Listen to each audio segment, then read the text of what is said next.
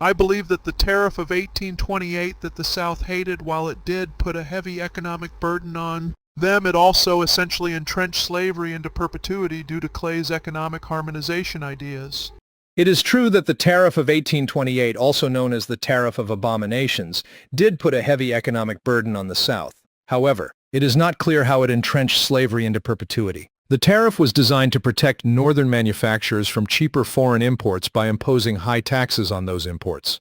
However, the South, which relied heavily on exporting agricultural goods to Europe, felt that the tariff unfairly benefited northern manufacturers at their expense. It is true that Henry Clay, who was a supporter of the tariff, also promoted the idea of economic harmonization between the North and South. He believed that if the North and South could find common ground on economic issues, it would help to ease tensions between the two regions.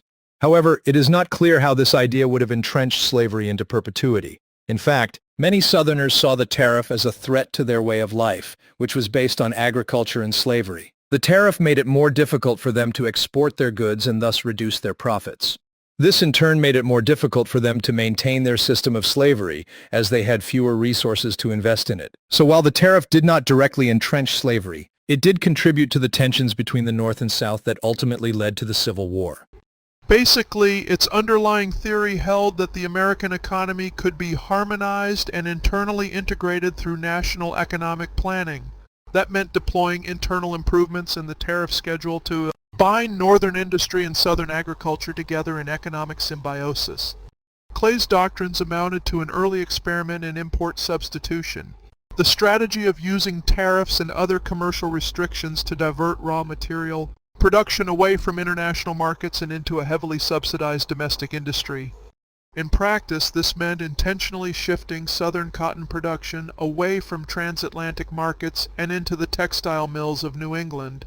In order for the American system to function as intended, it would have to subsidize plantation agriculture as well as northern industry.